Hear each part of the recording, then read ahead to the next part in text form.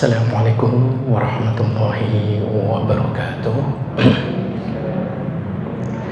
Innal hamdalillah nahmaduhu wa nasta'inuhu wa nastaghfiruh wa na'udzu billahi min shururi anfusina wa min sayyiati a'malina. May yahdihillahu fala mudilla lahu ومن يضلل فلا هادي له أشهد أن لا إله إلا الله وحده لا شريك له وأشهد أن محمدا عبده ورسوله لا نبي بعده اللهم صل وسلم وبارك على محمد صلى الله عليه وعلى آله وصحبه وسلم أجمعين.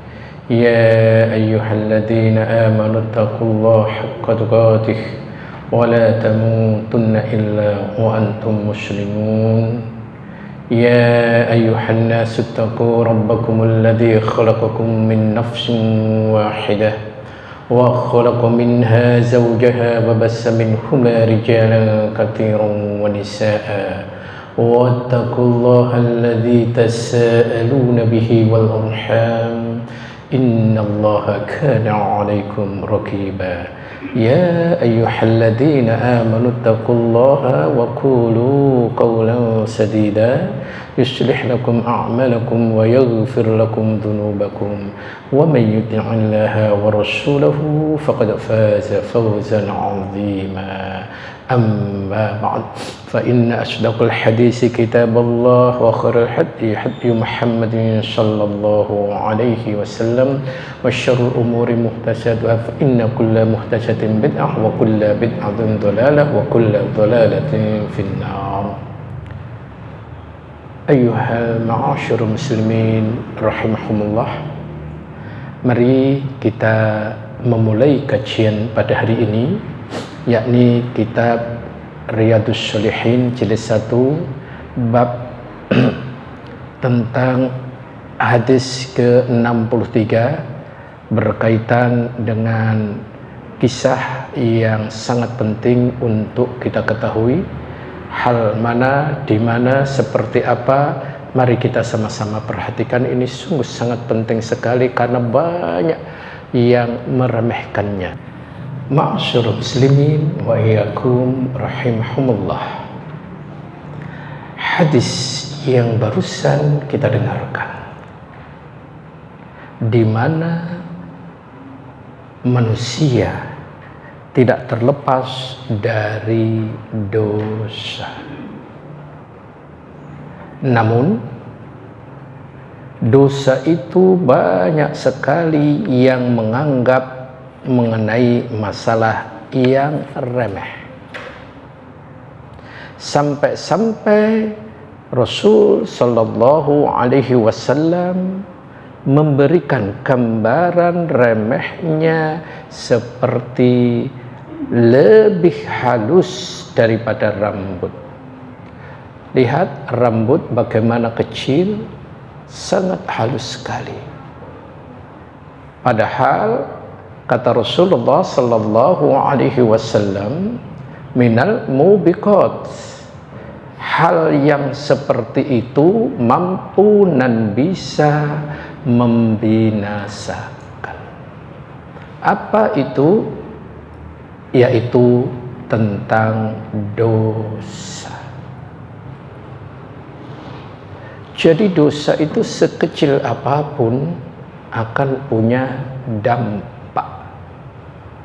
Dosa itu sehalus apapun akan mempengaruhi jiwa seseorang. Dosa itu sekecil apapun akan punya satu titik di dalam hati seorang hamba.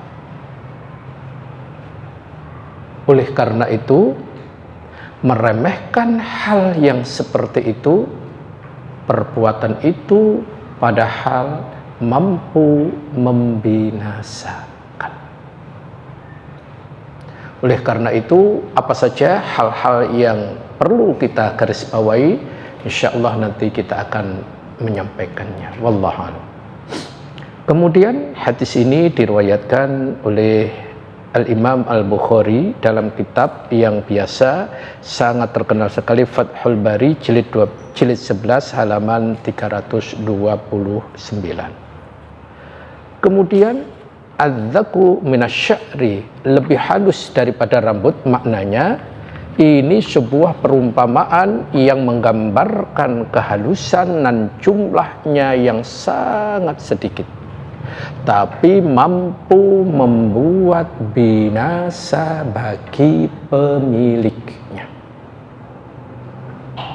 Oleh karena itu, nanti langkah-langkah apa saja ketika seorang hamba mempunyai dosa, dan langkah seperti apa, insya Allah nanti akan kita sampaikan.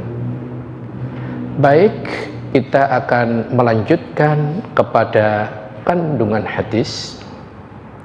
Kandungan hadis yang pertama, di mana menganggap remeh dosa merupakan minimnya rasa takut kepada Allah Tabaraka wa Ta'ala. Baik, meremehkan dosa. Manusia begitu bahkan bangga melakukan dosa.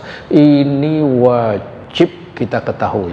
Bahkan dosa yang diremehkan sekecil, sehalus, sedikit apapun, ternyata dosanya begitu mengerikan,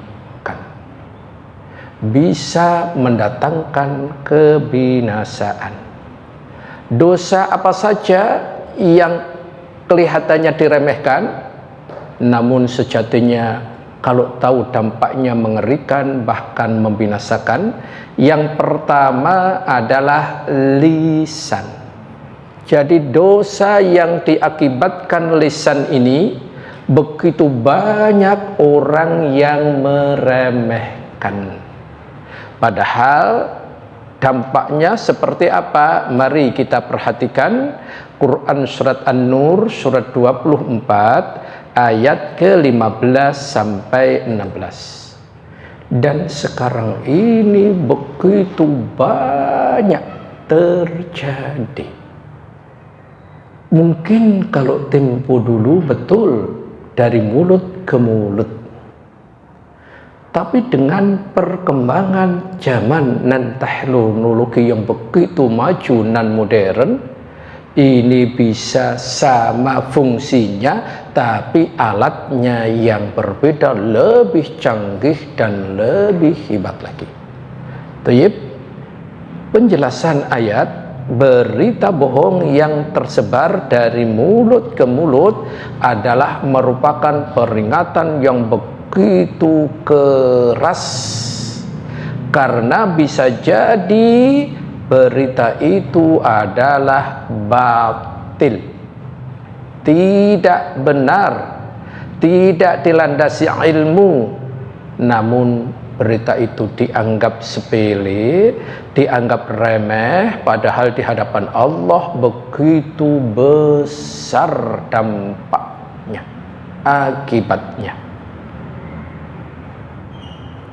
Syekh Asy-Sya'di mengatakan tentang ayat tersebut, di antaranya peringatan keras mengenai sebagian dosa yang dianggap remeh, padahal dosa itu betul-betul berlipat-lipat ketika dianggap remeh seperti itu. Jadi apalagi sekarang zaman yang sudah modern, berita sudah tidak perlu menonton TV, menonton yang lain-lain, cukup di tangan. Ya, dengan di HP kita nggak minta, tapi akan dapat kiriman.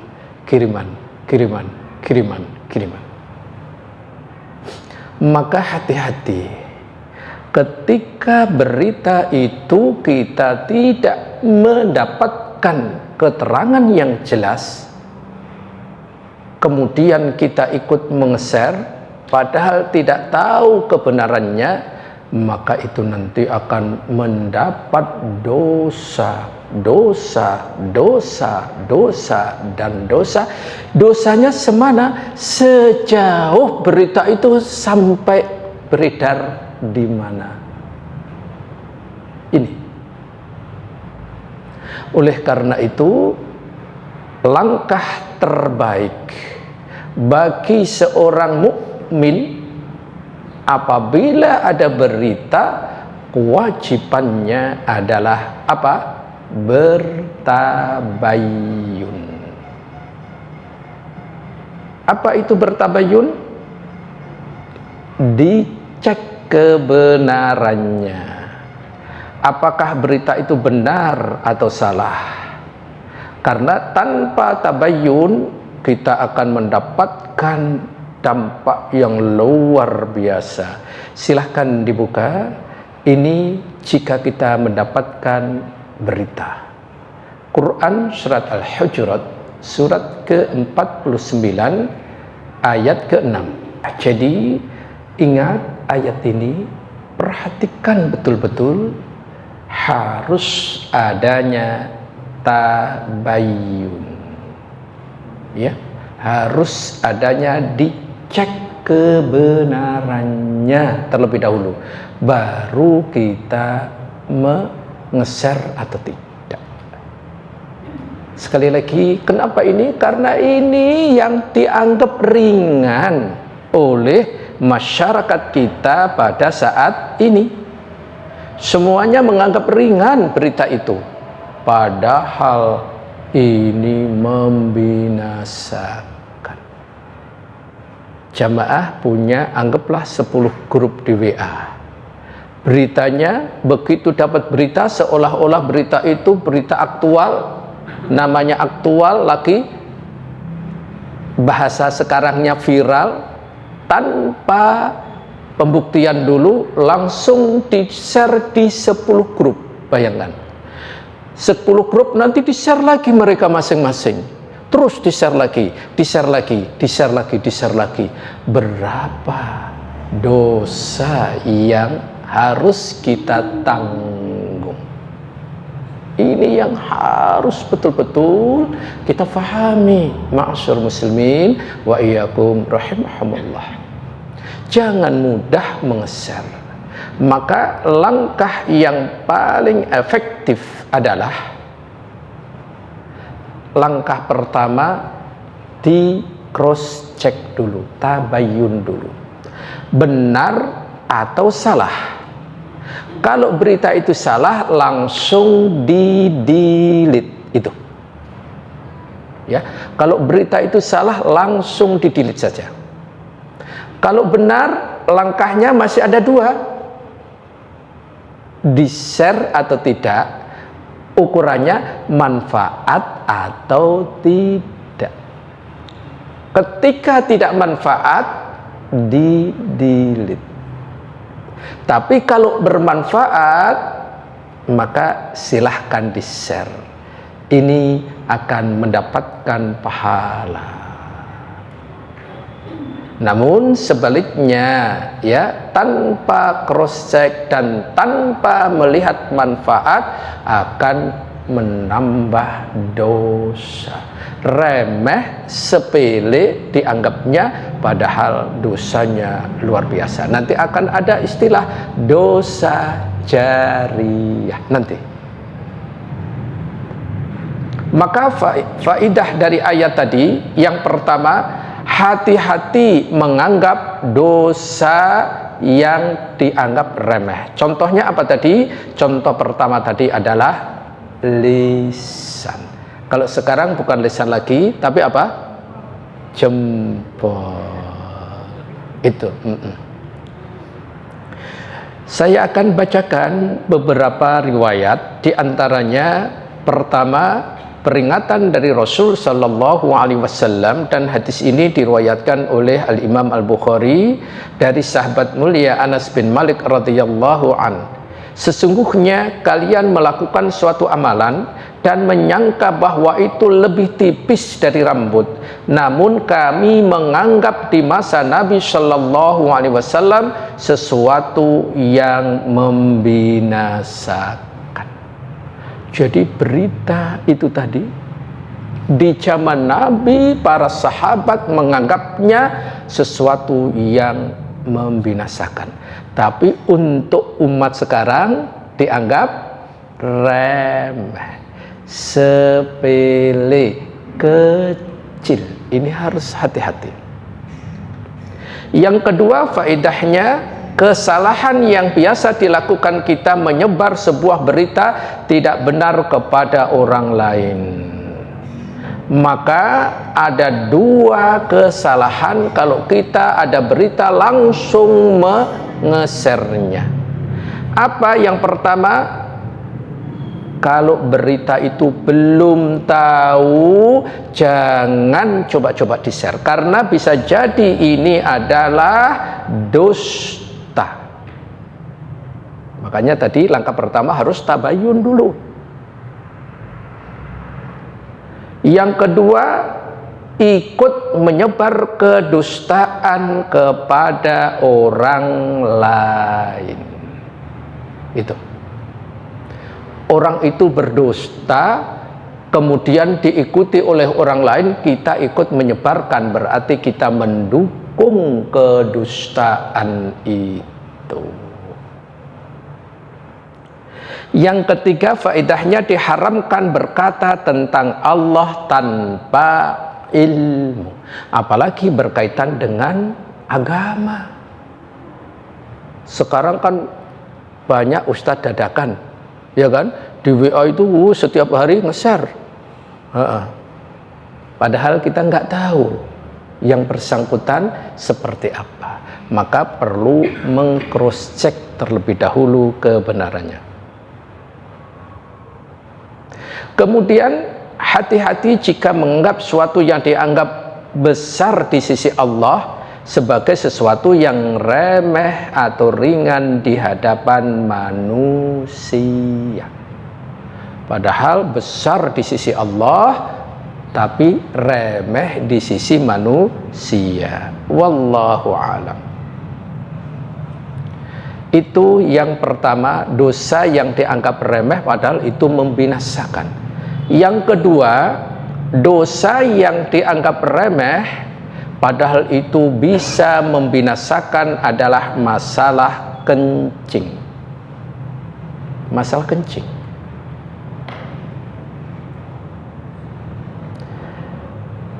Di mana